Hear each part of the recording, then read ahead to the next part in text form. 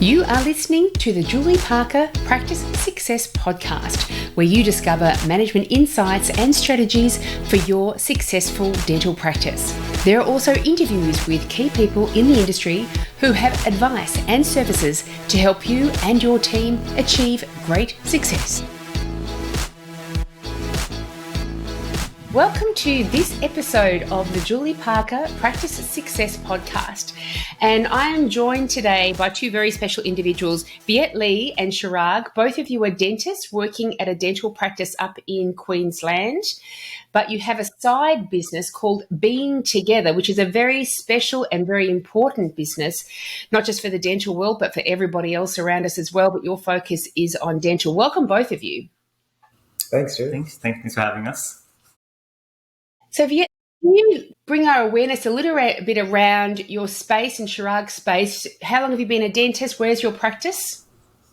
Yeah, so we both graduated together back in 2005 from UQ. So since then, we've worked at different private practices. Chiraag's worked in Melbourne as well. And I joined my practice in 2010 as an associate. And in 2015, I was offered partnership and been a practice owner since then. It's a 6-chair practice. We have 27 team members. So it's a lot. That's a fair few people. There's a fair few personalities to sort of manage and deal with day in, day out. So no, it's been good. It's been really good. That's good. And Chiraag, you worked down in Melbourne for a short time. That's my neck of the woods. Oh, yeah. So I graduated with Viet in 2005 in UQ and moved around a bit in the first few years. So Sunshine Coast, Brisbane. And then, I wanted to see how life in Melbourne was. So I worked down in Lilydale. That was really fun. I really enjoyed that for a couple of years. Then I lived overseas. I lived in different countries. So I lived in London for 2 years. I lived in India for a year. But I moved to Viet's practice in 2012. So I've been there since then. But it included a nice little sabbatical in the middle as well. So working with Viet. I timed my sabbatical perfectly for when Viet bought in, just to give it a bit more pressure. You know what? Hard work. Get the practice ready. That was it. No, but I was very lucky to go back after the sabbatical and join the practice again in 2017. So so I've been there for a total of around 10 years. And were you working in the UK and India as well? No, I was traveling. Yeah, so I worked in different fields. I was interested in trying different things. So in London, I worked in a little bit of finance, trading stock options, which is like going to the casino. It's pretty fun. You just black. No, I'm joking. But and in India, I was more. That was the sabbatical, the second one. So London was before joining the practice in 2012. And India was after, in the middle. So that was more around the topic that we're speaking about today. So more seeking answers to some questions that I had. Oh, wonderful. It's a little bit of eat, pray, love about definitely.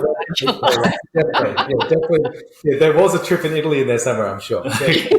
At the very least, a bowl of pasta. Oh, yeah, absolutely. Many bowls of pasta. Well, that's a nice lead into the business that you guys have got together called Being Together. Who would like to tell me about what Being Together is all about and kind of what instigated you coming together with Being Together to start helping people? Yeah, so for me and probably for us, like it started back in 2014. One of the assistants working with us at the time, Kirsten, she tragically took her own life, and she was studying dentistry at the time as well. She was halfway through, achieving really good grades. She was really social, really positive. So for all of us, especially in the team, it sort of hit us hard. No one saw it coming. I think that's normally the case with a lot of people. And for me, I ended up being one of a handful of friends invited to her funeral, and her sister mentioned to me of how much influence and impact I had on her life, and it sort of hit me hard, I guess. Like I just felt responsible, like I should have been there, could have been the one to save her. And it was from that moment that I wanted to make a change. I wanted to help people, especially in the team, with mental health.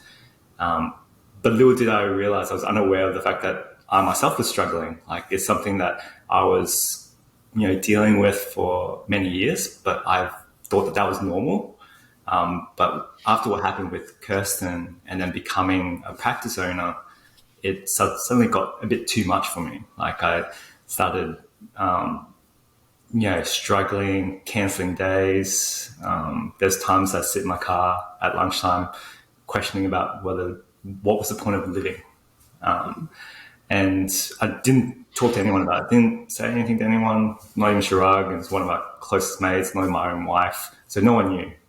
And so I got to a point at which I sort of envisaged where Kirsten was, where I had to make a choice, like whether to just give up and quit or, do something about it. And I went and got help. And for me, it's, I was lucky to have the strength to do that, but also keep on learning. And I think that's what people, I want people to understand, that mental health is a constant journey. It's like physical health. You got to put in the time consistently. It's not just once off and you're done, you're healed. Yeah, it's all good. It's just constant daily efforts. And for me, that's what I've had to do. And it, obviously Chiraag will share his story, but it got to a point where, we've seen the benefits in ourselves, like with regards to dentistry. Like, I started enjoying my dentistry a lot more. It was a lot more peaceful and relaxing, not being in my head the whole time. But then also started applying those same things to the team and to create a better culture at work. And so seeing that team members benefit as well. And to step away and understand that it's not just the dentist, even though they're the ones dealing directly with the patient.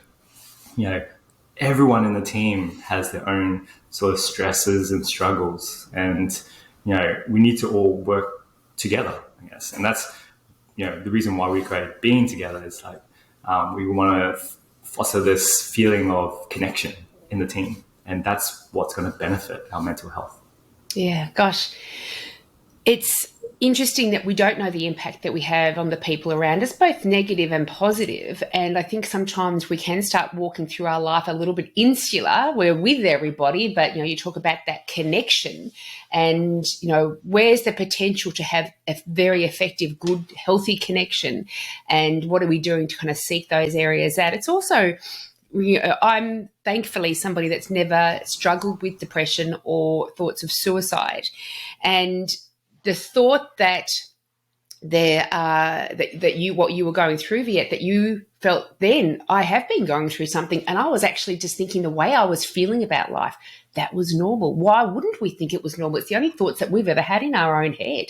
So that's a really key aspect that I'd like to kind of touch on a bit further. But Chiraag, what's been your experience? Yeah, so very interesting, similar to Viet, but different timeline in a way.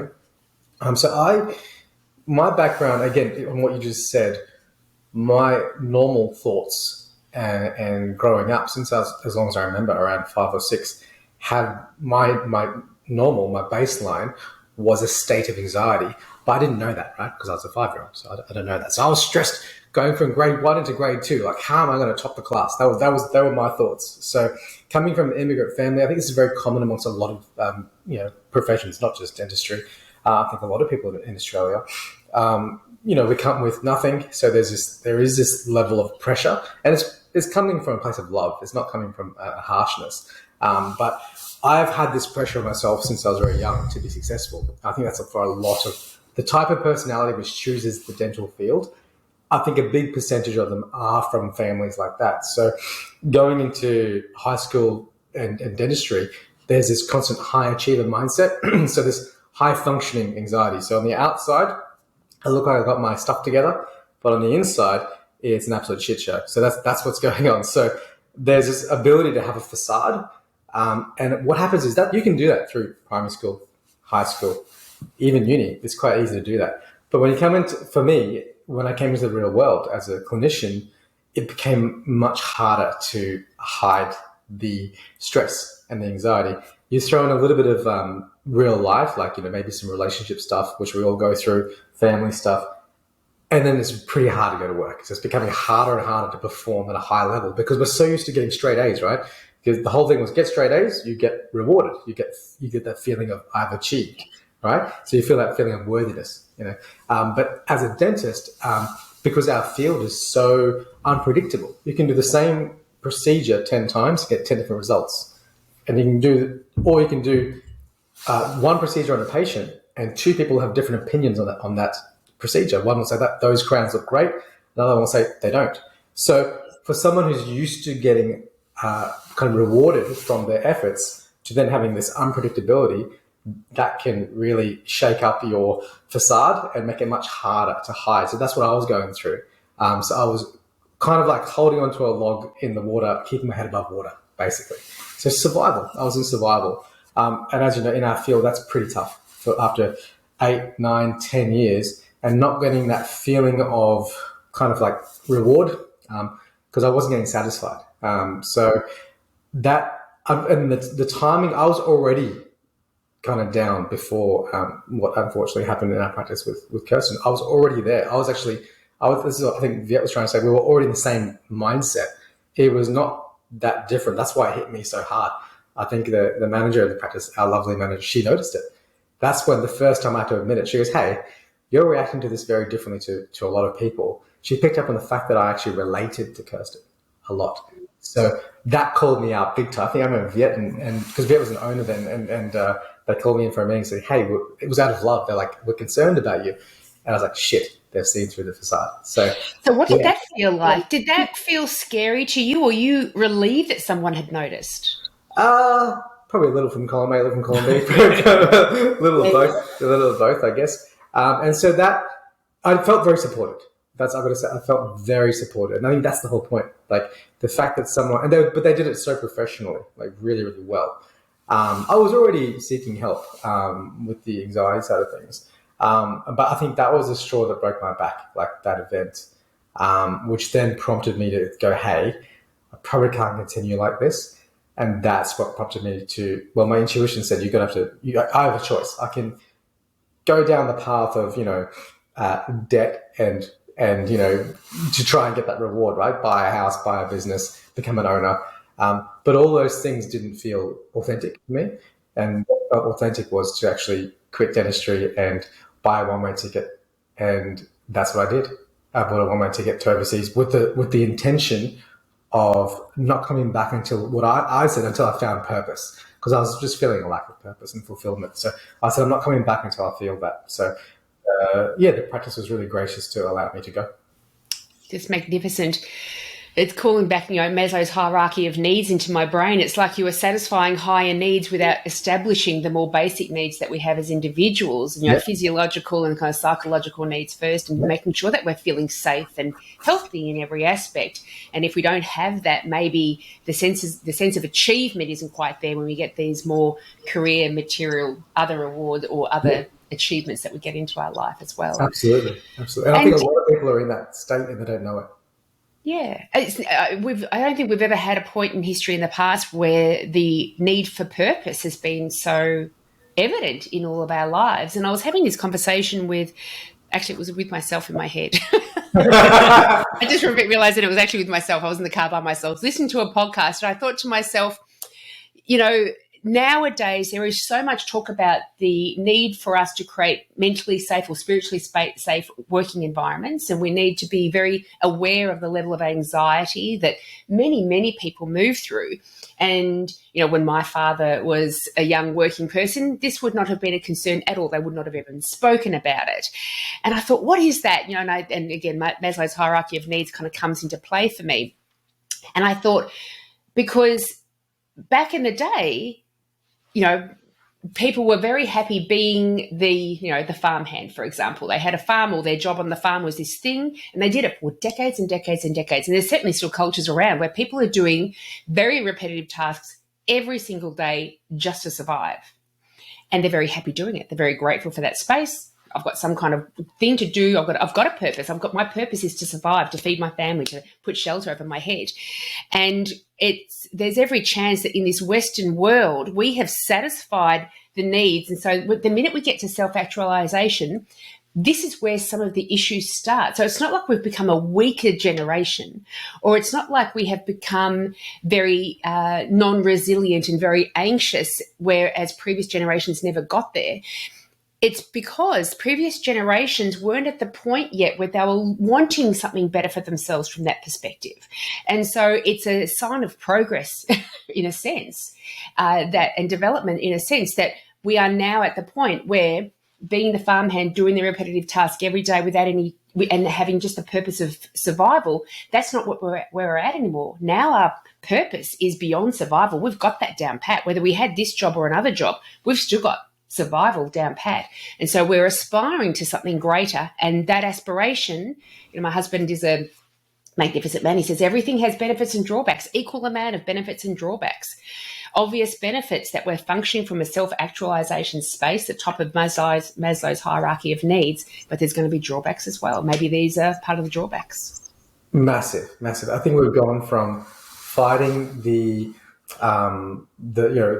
battles in the external world, so survival, so food, shelter, water, to now going to one rung deeper, we're fighting the battles in our mind.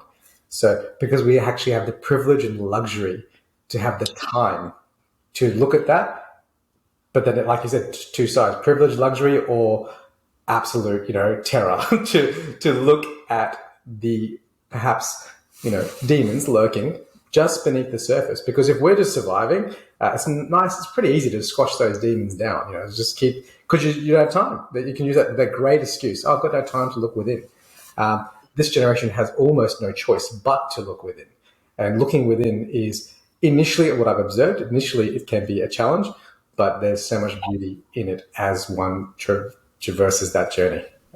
There's just so much fear involved in it, I imagine. I mean, what if what I find I can't fix? What if I find it makes me worse? What if I find that I won't get better? I won't get to that point where I'm just living my life without daily anxiety. What if? And because the minute there's fear involved, we put up resistance to all of it. I won't look at it. I won't talk about it. If someone brings it up in front of my face, I'll walk away from that conversation. And the interesting thing is that you're living hell on wheels anyway. Your daily life is hell. So, just shift the hell down a path that you might actually start improving. So what was the next step with you guys working together and having that impact that Kirsten's sister was talking about, really recognizing what impact you wanted to have? Yeah, I think for us, just seeing that struggle and just realizing that we've experienced such a huge benefit in our own lives that, we can make a change. And I think it took a while for me to understand, even though back when what happened with Kirsten, I wanted to make, a mentally healthy workplace. And I think some people don't really truly understand what that means. There's this misconception that mental health, it means depression, anxiety. So that's what they look at in their team and go, well, no one's really depressed, so it's actually mentally healthy. But it's not that. To be honest, we're all struggling. We're just very good at hiding it. Like Chiraag said, it's just the fact that Chiraag, we realized we could see it, and to call it out, it gives her an opening. And I think a lot of teams, we sort of put that to the side. We sort of don't see it. We're so focused on the work and not realizing that we're all human beings. And unfortunately, as human beings, we're going to struggle with it, especially, with COVID and all that's happened. When you're talking about Maslow's hierarchy, that second thing is, we move past the first two rungs, and the next one is love and connection. But below that was health, in which we were okay. But then that foundation got rocked with COVID, got rocked real hard, and people were anxious. They were scared, right? So we had to go back and sort of work with that and deal with that. And so realizing, for us, looking at Maslow's hierarchy is very applicable to what we do. That's part of our mental health. When we're not doing well with finances or health, that plays on our mind. Like that's where our thoughts go, because we're worried about that. So for us, what mental health, like when we're looking at that next rung, love and connection, having that at work, I think that's something that's sort of lacking a bit, like the ability to connect. And the way that we see what a mentally healthy workplace is, it's essentially and you probably know this already, like a psychologically safe workplace. And that comes from connection and trust. So that's what we sort of work with, like how we can create that sort of environment. And that comes from building connection. But to build connection, we have to communicate well. And to communicate well, it actually comes back to our mental health of the individual. So, to know that our mental health, impacts how we communicate. Like when we're stressed and anxious, our communication becomes short, sharp, sometimes reactive. So it's a vicious cycle, right? So if I don't have good mental health, then I communicate poorly. I affect someone else's mental health. All of a sudden, we've got this mentally unhealthy environment. Yeah, bang, bang, bang, bang, reacting badly off each other's bad reactions. Yeah, exactly. So, to create a mentally healthy workplace, it's actually based on each individual working on their own mental health to communicate better. Yeah, so that's sort of what we sort of focus on and try to create. And obviously that's going to create a better culture. Like, people talk about the hardest part of management is HR, right? Oh, yes. Yeah. There's a book, I think it's behind me. Is it this one, Mark Costas' Pillars of Dental Sex? No, I don't think it is. I think it's another book of an American dentist, and he interviewed a whole bunch of dentists towards the end of their career and said, if you could give yourself, your younger self, advice, what would it be? And every one of the answers said, understand self, therefore understand other people more effectively, because it is our relationships that end up, the people management side of things, that ends up being the most difficult. But we think that dentistry, yes, I need to study how to do that and keep refining it and continue the practice of dentistry to get better and better and better. But relationships, we all should just know that. There's no course I should be doing for that. We'll just know how to do that. Yeah. But we don't. That's exactly right. That's it. That's the being part, by the way. So the being part of being together, the being is the self. So that's individual being, which then leads to a much better connection. That's why it's called being together. Oh, I love that. That's glorious. Because that's Viet, by the way. He gets credit for that. That's good work. I love it. So I'm really interested in, my husband's done a lot of work with teams, helping teams, he's Australasia's passion provocateur. So helping people work from a space of passion and develop that passion within a team as well. And he often says that the importance of teams to love each other. And most people go, yikes, love each other. I don't think so. And so he says care for each other. He flips it so they can find it relatable. But one of his classic examples is, any sporting team. We've just been seeing down here in Melbourne, Damien Hardwick, the coach for Richmond Football Club. He's just quit after taking them through to 3 premierships after they had such a long drought. And at the end of every grand final, I love reading about the coaches and what the commentators are saying about what was the human connection to each other that these players had, where they would do anything for one another. They would be out there on the field doing anything for one another. And, football teams, and I imagine these are in other sporting teams as well, that's an area where they do proudly say, we love each other and we do have this strong connection. It's a nice example of, see, it is possible. It's not something to fear. It's something to nurture, to cultivate within your environment, because look what is absolutely possible. And when you talk about love and connection, talk more about that. How do you speak to teams? Because you go into teams, don't you, dental teams, and help them with their culture around this. Yeah. So for us, we go in and we focus a lot on your own individual mental health, and then we look at what the foundations are of a strong connection. So, to understand that when we have a very close connection, like we sort of use the example, if you go outside and look at your closest family and friends, okay, the ones that you have the strongest connection with, what are the aspects of that? Like sometimes it happens so naturally that we don't even think about, like, what is it? And so we break it down and go, like, you can actually have that in the team. And I think a lot of practices that we've seen is they get in that mindset, oh, we can't be friends. You know, as managers, we can't be friends with our team because they're going to take advantage of us. But the thing is, like, but we have friends outside, but they don't take advantage. Like, there's, you know, a certain level of respect, right? So it is possible. And so when we look at it, we sort of look at what qualities they are that we can sort of grow in the team. And one of those is healthy boundaries, like having those boundaries that, you know, to ask for what I need as a person and having someone respect that.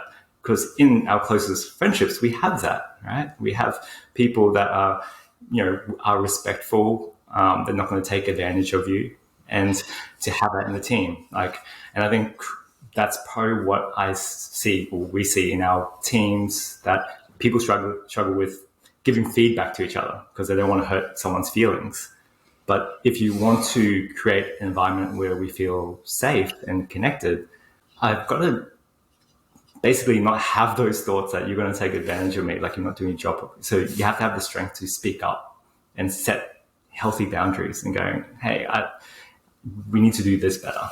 You know, that's important. And that's not just me being a manager. This is us human to human. Like we're moving towards the same goal, right? We're trying to give the best service to a patient, and that's what we need. And we do that in our personal world. Like if we're in early stages of a relationship with an intimate partner and they just don't turn up to one of our dates, we say to them, in essence, I'm putting down a boundary by saying to them, when we make a date, I want you to turn up. Otherwise, it kind of pisses me off.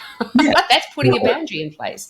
And with a friendship as well, that, you know, the same sort of scenario. If we're going to catch up for lunch and you turn up to lunch half an hour late, every time we catch up to lunch, you can say, you know, that's annoying to me. Turn up on time. That's putting a boundary in place. We can certainly do the same thing within a working environment.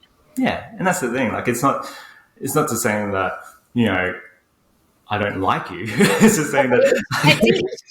It's not saying it's a deal breaker. Yeah. But for us to move happily, this is what I'd like to do, moving happily forward. Yeah. Yeah, I was going to say, in fact, if the biggest sign of love is the ability to set a boundary. So if I'm going to go out of my way to set a boundary with someone, that means I care for them. It's actually a sign of love. Because otherwise, why would you bother? If you didn't care for them, you wouldn't put yourself in that situation to take the risk to set the boundary. So I think you were saying setting boundaries is, tell me if I'm wrong, but setting boundaries is the biggest sign of unconditional love. That's showing unconditional love, because it takes courage to set a boundary. It takes a lot of courage. So the fact that if someone sets a boundary with me, that's a great point of connection, because like, oh, wow, you care enough about me to go out of your way to set a boundary. I feel loved now. So I think it involves two people. The one receiving the feedback too needs to have that level of being to understand what's going on. And so I think there's a really great opportunity to connect in these more difficult conversations. I think the difficult conversations lead to love and connection. Oh, I love it. I think it resonated big time. Yeah, I was going to elaborate on what Chiraag was saying. Is like, I actually heard from Brene Brown. Like, she obviously she does a lot of studies and stuff, and she says that she did a study on, you know, with the most compassionate people in the world, the most giving people in the world, like, what is the commonality? What do they have in common that allows them to do that? And let's say, even in a team, what allows people to do that? And she found that those people had the best boundaries, because as soon as you set a boundary with someone, it sort of says that, no, that's not okay with me. And that means that because they're not taking advantage of you or taking something from you, you're allowed to give your most generous self to them. And I think sometimes we feel that if someone's doing wrong by us, like if someone's not, let's say, stocking, you know, birds in the room, they're taking advantage of me because now I have to do it. So it makes it hard for me to do something for them. And you know, identifying a boundary forces you to check in with yourself. What's the expectation do I have on the other person, and is it reasonable? And that's connection. So how often do we move through, and certainly when we're younger, and Chiraag, you mentioned, you know, relationships in the early part of life, and that's, oh gosh, you know, you think back, that's just painful. Those are the demons I was talking about. They're the demons I was talking about. Oh, that shakes you to your core more than anything else. And Yeah. I feel like we all go through it too young and inexperienced. But how do we get experience, of course? Yeah. That the back when we're younger, we tend to be very reactive to our untruly recognised expectations on other people. We just know that they've let us down in some way, and so then we respond in our childlike ways, unevolved ways, and then as we grow older and move through different relationships, we start to recognise, oh, that's a bit of baggage I don't need to bring into my new relationship. That didn't tend to work well, and so we start to evolve into this human being that is very mindful and contemplates what makes them happy in a relationship, to use that as an example. And in a working relationship, how many people go from one bad job and they take that baggage with them, in a sense, with the new job, and say, that old boss used to always penny pinch from me and hours pinch and all this sort of stuff. And so they expect that the new place is going to be that way too. But then as we get older and evolve, we realise different people present different characteristics. And just because one person did it doesn't mean everyone's going to do it. But that going into a new job, you're looking for specific benefits at play, so you don't repeat an old mistake or an old bad experience. And that all takes contemplation, but it requires us to be very consciously aware of our expectations. And so when we can communicate on that level with people, that absolutely does build strong connection, because you're being very clear with each other, and it's taking a bit of courage to be able to do that. Because why courage? Because what if we get rejected? What if the person says, well, you're not worthy of me making those sort of efforts for you? But how often does that ever happen? Exactly. And the other thing I was going to add to the boundary discussion is, this is a bit of an old cliche, but we know that the basis of a good connection is trust, right? Without trust, there's no connection. How can if one's not setting boundaries, that would imply that they're actually keeping something inside. So how can you build trust that way? So in fact, the only way one can build trust is by setting boundaries. So it's a trust builder. So it's courage, and then it's trust building. So I think it's like compound interest. It just gets better and better and better. But it just takes that one step of that, like you said, the ability to have the courage to face rejection. And that takes individual well-being. That's why it always comes back to that self. If you have that individual well-being, you can then have that worthiness, which is ironic because we actually talk a lot about self-worth. So 99% of the work is self-worth, because it's the actual seed. The seed of this whole thing is self-worth, because with self-worth, you then have courage to express your truth. You have courage to express your truth. You can set a boundary. You set a boundary, lo and behold, you've got a relationship. So then the connection. That speaks that's very good. It's very good. I was watching or reading, or again, I can't even remember, and I don't think it was Brené Brown. I thought it was somebody different, but I was doing some consulting with a team where two members were absolutely at each other's throats. It was awful. And so how on earth do we get these people to either work together? If we can, we've got to make the best efforts to get over those sort of hurdles. And if not, then one of them might need to find happiness somewhere else. But one of the interviews I came across, I thought, I think that's absolutely true. Because what you're talking about is coming into that table vulnerable. And they said, putting psychopaths away in a basket all by themselves, normal human behaviour, if they're kind of warring at each other, if one of them coming in vulnerable, the other person naturally meets with empathy. And so you are connecting on a deeper level, aren't you? Because in order to come in vulnerable, you need to be okay with the fear they may reject you, because you can't control their behaviour, you can't control the other person's behaviour, that you still feel like your self-worth is strong enough that it can contend with what other people feel good, bad, indifferent. And so therefore now I am empowered to come in vulnerable, because no matter what your response is, I'm okay. Yep. I think that's, just spot on, Julia. I think it's like, I think everyone who hears that, they go, yeah, definitely agree, but it's so hard to do, isn't it? Like to have that courage. It's so hard to do. It's like, when you're outside the environment, you hear it, go, yeah, let's do it. And then when the time comes and the emotion takes over, and then you go, no, I can't. I can't. It's too scary. Let's go back to the farm. Yeah, let's go. I'll do that for you. Don't worry about it. You stay happy. I'll do that for you. Yeah, that's it. That's it. When you were mentioning earlier, Viet, of what goes on in our relationships outside of work that make us recognise that's a very good connection and a good relationship. I wrote 4 things down, and of course, trust was one of them. I also wrote something that, I couldn't actually read my own writing. One of them is acceptance, that the people that I love and that I've got a strong connection with, husband, sister, mother, all those sort of things, friends, they accept me even though I'm not perfect. And forgiving, so when I do muck up, I know they're not going to run out the door sideways. And generous of spirit. And looking for a book here, Jack Welch, the CEO of GE, former CEO of GE from years ago, guru in management of people, he talks about the generosity gene. And when he was employing managers of the people that were going to be working under them, he looked for evidence of a generosity gene, that this person was going to cheerlead this person on. This person was going to give them freely the amount of support they needed to be able to succeed, that he was going to afford them that awareness that you are capable of anything, this strong generosity gene. Does that play into a little bit what you're talking about with the environment to create? Yeah, I think that is a big part of it. Like our framework that we use for our own being, one of them is kindness and service, helping others. Like that's a key component to our own mental health, because it actually, while it helps another person, it helps you immensely. But this is true kindness, not like people pleasing where you're sacrificing yourself. It's having that healthy boundaries. Like, I care for myself, but also care for you, and that's what you need if you want to build that connection.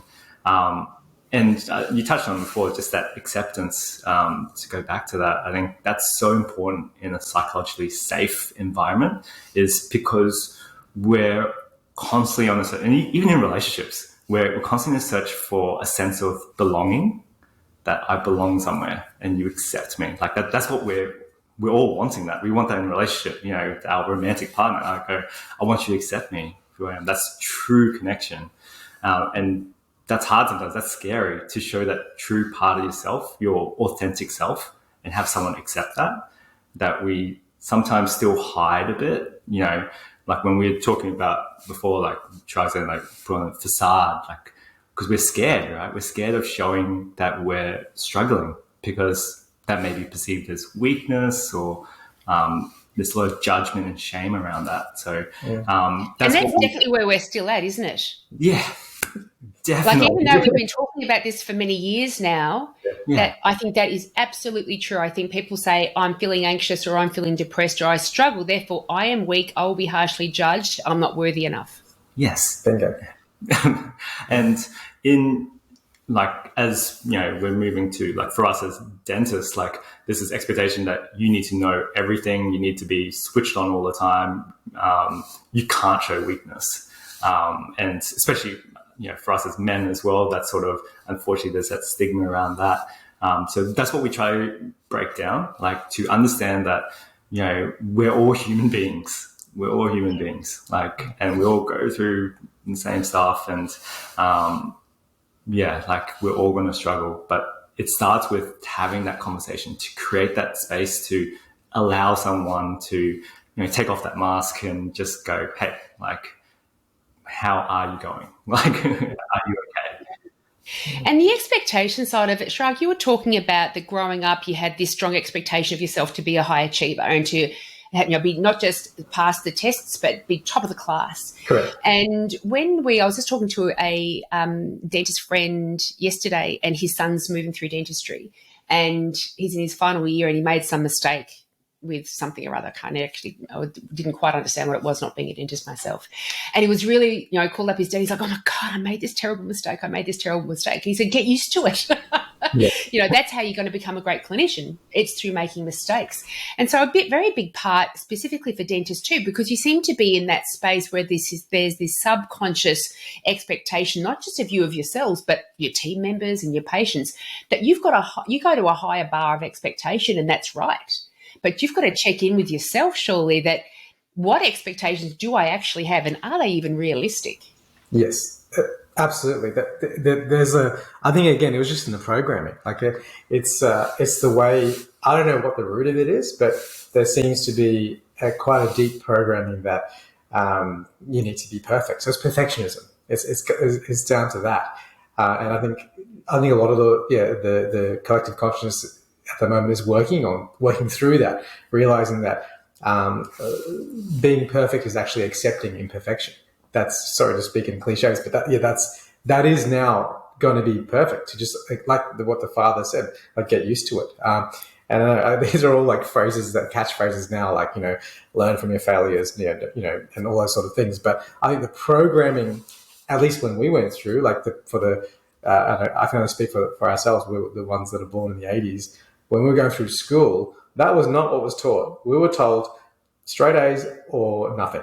Like it was never, you were never told. And again, I'm not talking about rewarding mistakes and saying, oh, that's okay, like, and not trying harder. I'm talking about resilience training. So having that ability to be resilient, so you get that. I mean, for us, getting a B+ was like, that was a big deal, but then having that resilience to be like, you know what, I'm going to work on that, not to feel like your whole sense of self-worth is destroyed from getting a B+. Can you imagine? But that's the truth. So awful. Yeah. And really, sometimes it's probably, depends on the person who's evaluating you, how they felt in the moment. All of a sudden, you've been kind of mortally wounded. Yeah. Well, I saw it at dental school, actually. I actually went back and did some clinical demonstrating for the third years. Like, I always wanted to teach, so I went back for 6 months, and this was like back in like 2014, I think. And I went to the new UQ dental school. It's really nice. And I did the third year. So that's the hard year. That's when they're doing filling and drilling and filling. And the poor kids, I remember they said, this guy said to me, can you please just give me a good mark? I'm like, mate, this isn't about the marks. Like, this is about the work. But there was an obsession with getting a distinction or a high distinction. And I was like, mate, no, you're missing the point. You're here to learn, like, the skill. But no, he was like, I saw genuine, like, he was distraught. So I was like, no, I'll give you the high distinct. That's fine. But now let's talk about what we need. But literally, there's a problem. There is a big problem in this. I think this is a bigger issue in this world of this superficial external achievement being rewarded rather than authenticity being rewarded. Nice. Yeah. And progress. I mean, yeah. Where are you finding the reward? Because somebody's be positive would be, they'd be jumping over the moon about it, going, that is the reward, a be positive, you beauty. And others are like, it's a failure, it's a terrible thing. Exactly. And so you recognise where the reward is, and that if you are progressing, you're winning. That's it. Tony Robbins says, we are at our happiest when we feel like we are progressing. Yeah, and even in dental school, I remember when we went through the dental school, one of the lecturers saying, oh yeah, you guys are the cream of the crop, so I expect highly of you, like, on your marks. I don't even remember that, but this is in a biology. It was like the theory part, not the practical part. But it's just the programming. I just think it's incorrect. But again, I don't think we need to go the other way and be lazy. I'm like, no. It's about progress and resilience. It's about I think stress is good. Like, pressure is good. It creates growth. But I just think that we need to shift our dialogue around it. That's all. Yeah, that's yeah. I think a big part of that, like, to apply it in a workplace, I guess, it's how that psychologically safe environment helps. It makes it safe to learn and make mistakes. Because I know a lot of people who don't try, like assistants, who may not want to pour up a model because they're scared of getting air bubbles, because they're scared of what's going to happen afterwards. How they get spoken to, how the dentist will react sometimes. Yeah. That's how it's important. Like, if we can create the environment, then we can start progressing and moving forward. We can start upscaling. Like, you learn more from those moments. You got to try first. But I think sometimes we're so scared of failing that we don't even try in the first place. You're absolutely right. And that can impede growth of a team like nothing else, because no one's feeling safe enough to extend themselves outside of the comfort zone. And what they know, they'll only keep repeating the things that they know exactly how to do. They won't try anything new. Yet these same bosses and management will say, I want a team of high performers. Well, you can't have both. You can't have high performers and have everyone terrified of growth and change. Yep. And so we are, maybe the flip side of that is, rather than we're creating an environment of high performers, we're creating an environment of high learning, of high progress. Yes. That's it. So how can, with the connection side of it's just so good to me. I've never really thought about connection. So thank you for this. I imagine that there are people out there thinking to themselves, how can I bring connection into my team? Does it mean we do more team building? Do we go out for dinner more often? But you're talking about bringing a certain level of awareness and self to the table. It's bringing being to the table. Yes. Like I said before, like a big part of our communication is our own mental health and our own ability to regulate our thoughts in the moment, especially in these stressful situations. A lot of people think that to build trust is to make sure that in those really difficult situations that we, be mindful, be caring, compassionate. But from our perspective, it's actually in every single interaction you have with a team member. Even just a small chat, every single moment is an opportunity to build connection. It can build or break. But the thing is, what's happening is we're breaking connection, but we're not even seeing it. It's like a blind spot. Like we're doing things like something like, sometimes we do it like when we're typing up notes for a patient and then our DA starts chatting to us, but we don't turn and give them eye contact. We're just typing while trying to listen. Yep. We're trying to multitask. And that seems okay. Like on the outside, that's okay. You feel like you're giving them enough attention, but it's not. Like that's a moment where you could be creating a stronger connection just by, turning and giving them attention. Or if what you're doing is, really important, as Chiraag said before, setting a boundary, saying, I really love to give you my attention because I know what you're saying is important. Can you just give me just 5 minutes? I'm going to finish this off and then you can have my attention. That sort of thing. It's like, that's how we need to break it down, like in those little moments that they're important too, like every day. And that's not just, that's outside in our own relationships with other people. It's everywhere, every single moment. And it is everywhere. And I'm thinking about, okay, what's the intention to have in the brain when we're having these sort of interactions and they kind of come up? Two things have come up for me. One, we have to stop thinking we don't have time for this. I'm too busy for this. There's plenty of time in the world. And I remember a few years ago, I had 5 consulting clients, and that was a lot. I had never had 5 before. It's a lot of different headspaces to kind of jump into and out of every day. A lot of to-do lists to work through all the things. And I was finding, oh my God, I don't have time for this. And at the same time, I was listening to Dr. Bruce Lipton a lot. I love his book, The Biology of Belief. And he talks about that we can shift these, kind of internal beliefs that we have and unhelpful thoughts. We can either go through hypnosis. We can have a different belief registered into our brains before the age of 7, but I was way too late for that. Yeah. Or we can just through repetition. And so, I'd exercise every day. So I thought, I'm just going to do the repetition thing. And so I started saying to myself, there's plenty of time, there's plenty of time, there's plenty of time, there's plenty of time. I just kept repeating it verbatim over and over and over and over again. I only did it for 2-3 days, maybe half an hour for each of those times. And all my resistance to having those 5 clients went out the window because I was no longer thinking to myself, there's no time. I'm like, well, there's plenty of time. So what's the next thing I need to do? I've got to do that. Now there's plenty of time. Now they've got to do that. And so I think really starting to address if you are a type that thinks I don't have any time for this connection right now, this communication, this conversation right now, shift your way of thinking around time and know there is plenty of time. There's plenty of time for everything. So number one. Number two, the thoughtful intention behind that, you really need to be seeing this connection is the most important thing in the room right now. If I finish my notes off right now, I'm not doing the most important thing right now because it doesn't take an enormous amount of time to have those short, meaningful conversations. No, you're absolutely right. And I think that's what's building trust because it's so important in the team. It's like those little moments that we don't as someone who's listening, we don't clock it as important, but the one who's speaking is very important to them. Like, that's the reason why they're bringing it up. And that's the reason why they're saying something. To have the courage to reach out and say something, sometimes there's something there that they're asking for something. They're asking to be heard.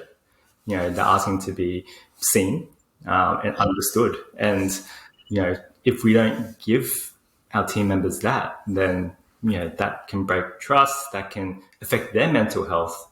And that stops us from progressing as a team, because when the time does come, whether they like it or not, they remember that subconsciously. Like, there's something about this person, my manager or the dentist, that I don't feel right about. Like, I don't feel comfortable about it. And it's sometimes you can't clock it, but it's in all these little moments, they add up and it sits with you. Right? So I was going to say, Julie, I think you touched on something really, really major just before in what you just said. I'm kind of shifting, I'm doing a little segue. You just touched on how one would make a change. So use the example of time. And then you went through three things. You said hypnosis, then you said affirmation, and you said before 7. And so we know that 0 to 7, the programming is done. But it's just interesting that you touched on it, because this whole thing, right, we're talking, if we zoom out a little bit, we're talking about the programming that we've all got is resulting in this current situation where we're having these, somewhat, friction, a lot of friction in our connections, a lack of connection, a kind of a warped shift towards too much around achievement and not enough around growth. So, but you touched on the solution. I don't know if you realize what you did, but you talked about, when you talk about the affirmation of there's enough time, it's just a really big part of what we do. We talk about this thing called neuroplasticity.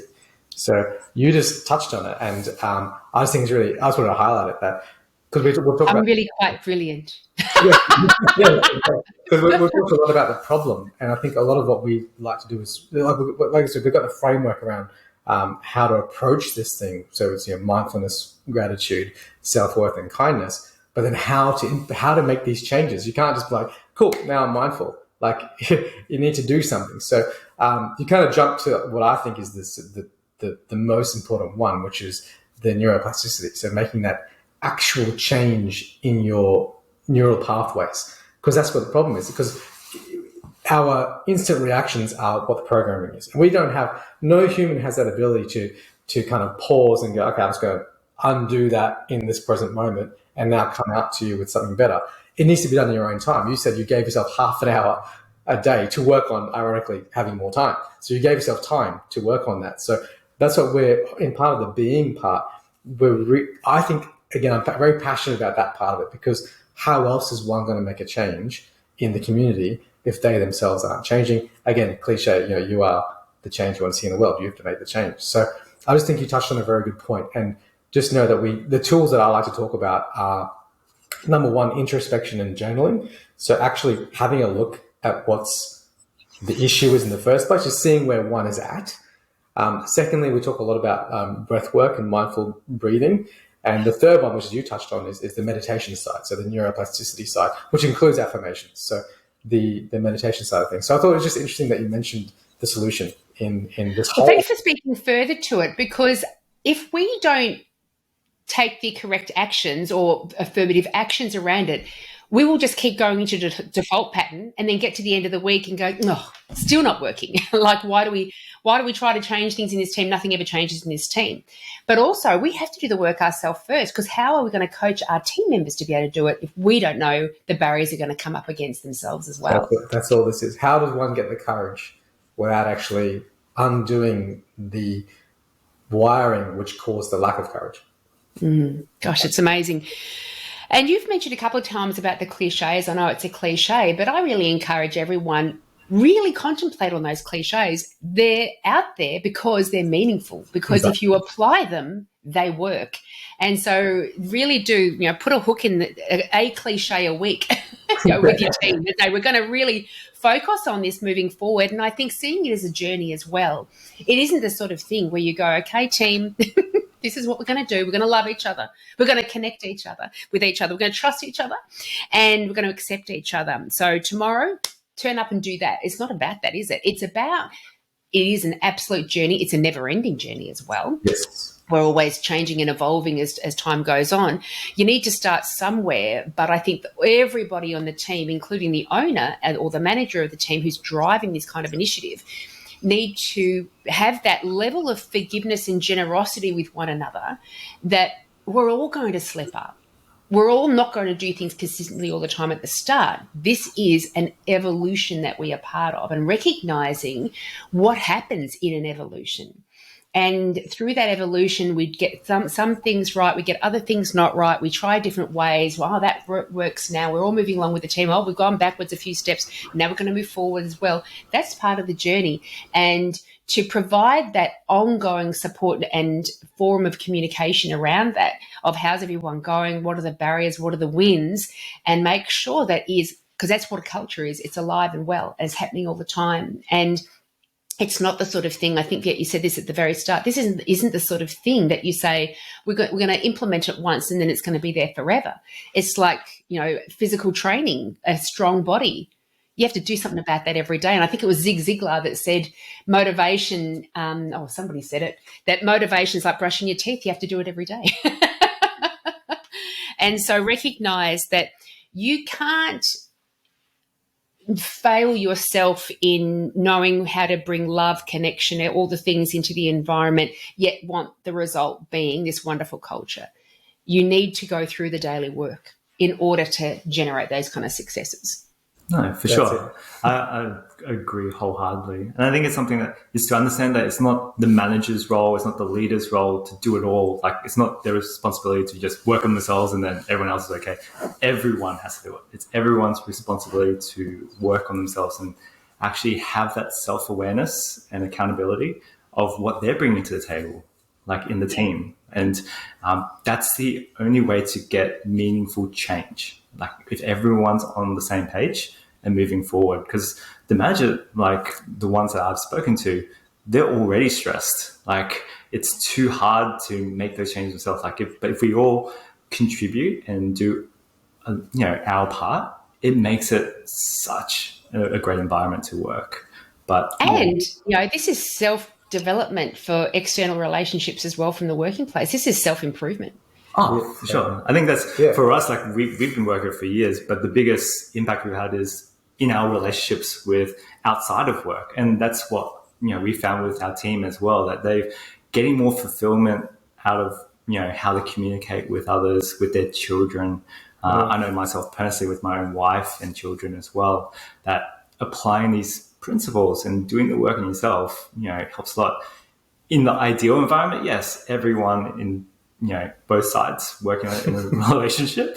But at least in the workplace, if we have some sort of commitment in going, this is how we're going to move forward, then it makes it a whole lot easier because everyone's on the same page then. We're starting from the same place. Yeah, I think you're right. I think that you touched on an intricate point about, well, both people ideally need to be working on it. But I think what happens if someone's consistently showing up and the other consistently isn't showing up, I think it becomes quite obvious and almost to a point where the one who isn't showing up will be, it'll be shown up by default. So if a group of 10 staff, if one's not showing up consistently, it'll be so obvious that they'll have a choice, leave or change. That's it. But this is the way we're functioning here. Yeah. It's like a family unit. I often say, when managers and owners say, I've got this problem going on with a team member, I don't know how to manage it, I often say to them, well, picture yourself as a parent and they're your child. Not to say that one's got to, any more aware or educated or anything like that over another, just that picture yourself as the parent because you're the manager or the owner of the business and they're a child.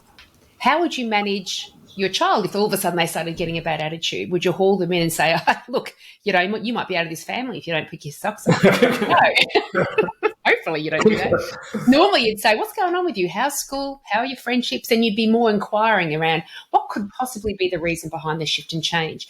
And working units and family units are very, very similar because I went through a period when I was young, I was very unhelpful to my own life. And my father, and I got really, defensive and, standing in my own power at the expense of all the other family members when I was young. And my father said to me, if you think you have a right to be in this family just because you were born into it, you're wrong. Like, you have to bring a better version of yourself to earn your right to be here. And it was harsh, and Mum hated the fact that he said it. But for me, it's exactly what I needed. I needed that huge pat and interrupt. I'm not entitled to all the glory if I'm not putting in anything to make sure that I'm fostering it and bringing the best of myself into it as well. And so I think that, that's part of setting boundaries as well. My father set a very clear boundary. You can't be a pill and expect us orders to, you're still part of the family. You're not going to be part of the household, though, because you're too disruptive. And so it turned me right around in a heartbeat. And so this is what you're talking about too. You've got to, because what my dad would have been fearing is that I'm going to, in her rebellious state, I'm going to say this thing and we'll lose her forever. It's probably what Mum was thinking. But recognise that there are deal breakers. Every relationship has a deal breaker, so the working relationship is no different. Sure, that's the boundary. That's the boundary is set for that reason. And there is a point where there is deal breakers, and that we need to implement them. Otherwise, we'll be in abusive relationships. Yeah, that's it. That's it. Exactly. I think that's what we sort of do at our place. Like when we started rolling it out, we said, we talk about how, like, we had everyone accept the fact that boundaries are important. And then we go, okay, well, to work at our place, this is the boundary. Yeah. This is the expectation. Yeah. Like, if you want to keep working on it, and we'll do our very best to help and support. But if you don't feel that that's important for you, then that's okay. Like, we can part ways. There's a different tribe for you somewhere. Yeah. That's it. These just not saying that what you're doing is wrong. Yes.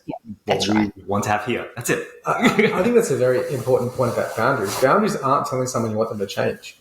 Boundaries are saying, this is what I want in this relationship, if you'd like to participate. And if you don't, that's okay. You don't have to change. I'm not asking you to change. I think a lot of people feel that when someone sets a boundary, they're like, oh, don't control me, don't tell me to change. Oh, no, I'm not telling you to change. I'm just saying what I want. That's all a boundary is. So we've determined what works well for this group. Yep. This is what it is. Yeah. And it will either suit you or not. That's it. Yeah. That's it. Are there any other areas, before I get all your details of how you can work with teams, are there any other areas that we've missed that you'd like to make sure get discussed? Not really. I think, like, I really love the chat about love and connection. I think it's something that doesn't get touched on too much in a practice, I guess. And I think a lot of that is because we're so focused on making money and being productive, that sometimes this sort of stuff, it's a bit of an intangible. Like, you can't measure it, I guess. But there are benefits in having this sort of environment. Like, a lot of people stay on for longer, less likely to leave, and or chances are they work harder for each other. These sort of things that, while you can't measure that's exactly what you're going to get, I think it's just a great workplace. It's a no-brainer for me. Like, I'm surprised people don't do more of it to create that sort of environment. Because you still make money, you just make money easier and in a more enjoyable environment. Exactly. Actually, again, I don't have studies to back this up, but anecdotally on myself, as I see my relationships improve in the workplace, I see productivity increase because you're so comfortable, you can extend yourself to grow. Because you need that environment to grow, to try harder procedures, right? If you're not comfortable in your team, if there's a lack of team chemistry, you're not going to do that extra hard procedure, which you can do, but you might be like, oh, no, we'll just leave it alone. But if you've got a great foundation of a teamwork, you've got a great team, you might try that more difficult procedure. You might have more brain space to go and do that course, to do that conference, because you're less stressed. You've got more, this is just energy. You've got more energy. So I think it's intangible, like Viet said. It's hard to measure, but anecdotally on myself, I've watched it. Like, I went from not liking dentistry a long time ago to now I drive to work. It's chilling. It's relaxing because I know I'm going to a very relaxed environment where now I get to kind of have fun with my work.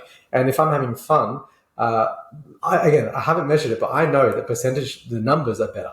I know that as well. But again, it's very hard. You can't measure love, connection, and numbers. It's not. I don't think anyone can measure that. But I think it's almost like it's a no-brainer. It's so obvious. And I've worked in all different places, and I've seen places that are quite stressful, and I can see there's a ceiling. You can't break through it because it's unsafe. It's not safe to break through that ceiling. Whereas if the environment's safe psychologically, man, you can shoot for the stars.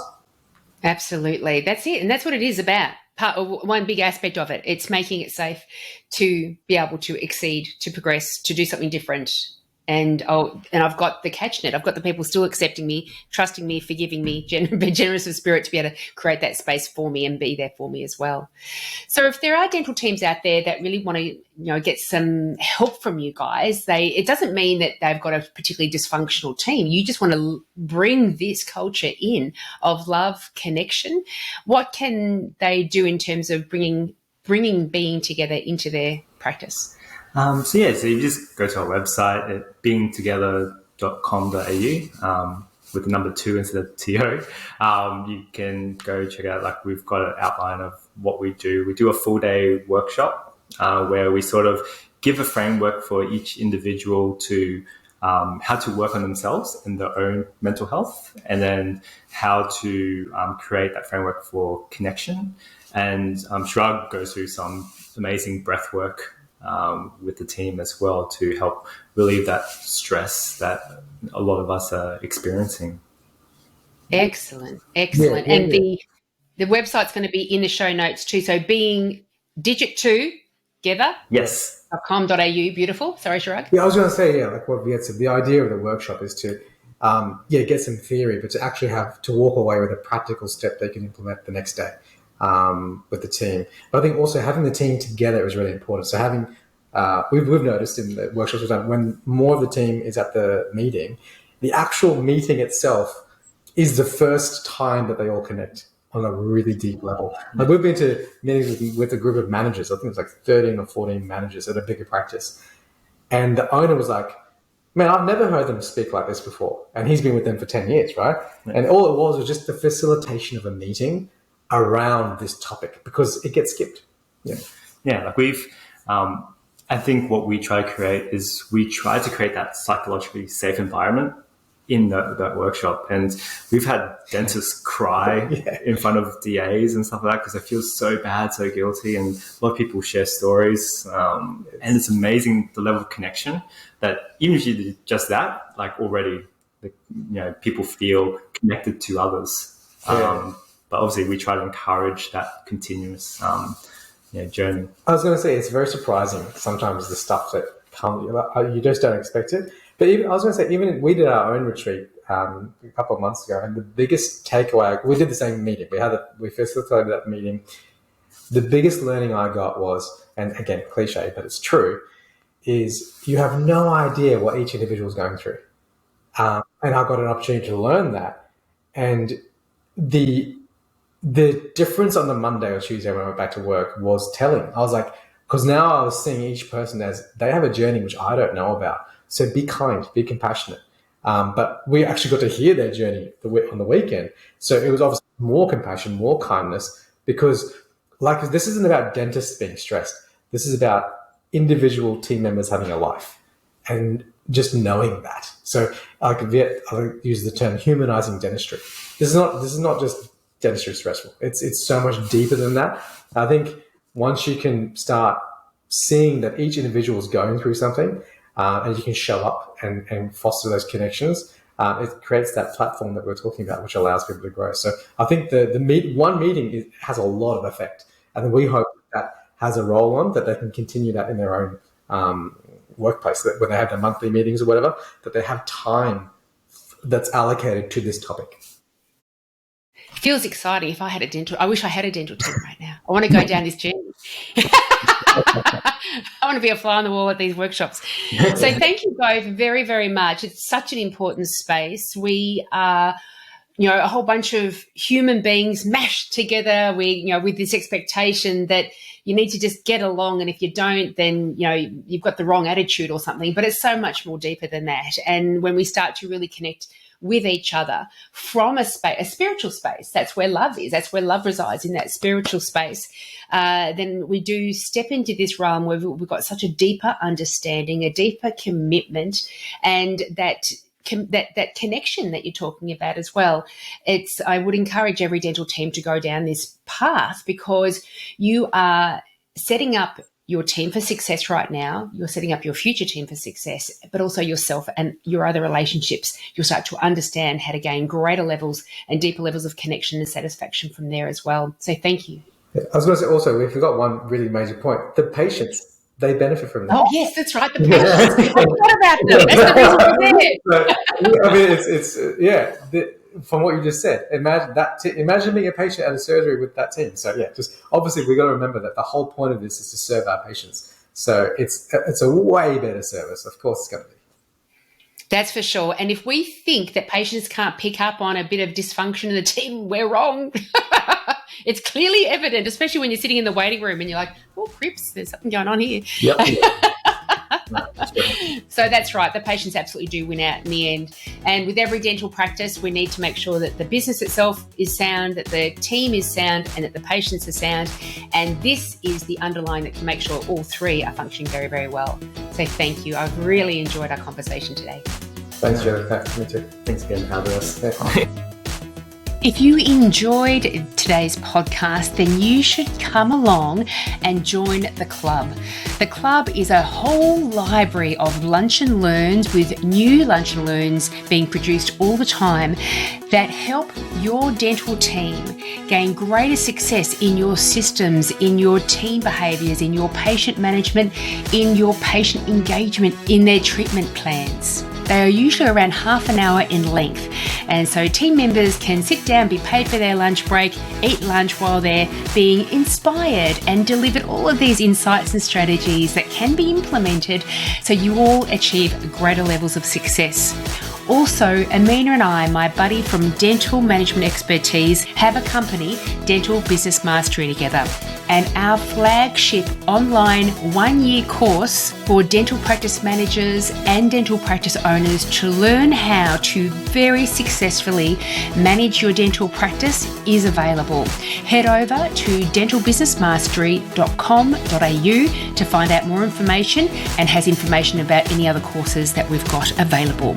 Also, make sure you do jump onto my website, julieparkerpracticesuccess.com.au, and you will see a whole load of free information. There are articles, the blog, downloads, templates, a whole load of things that are designed to help you overcome any specific challenge that you've got going on in your practice at the moment. If you have any suggestions of topics or guests that I can have on the podcast, please let me know. Thanks for listening.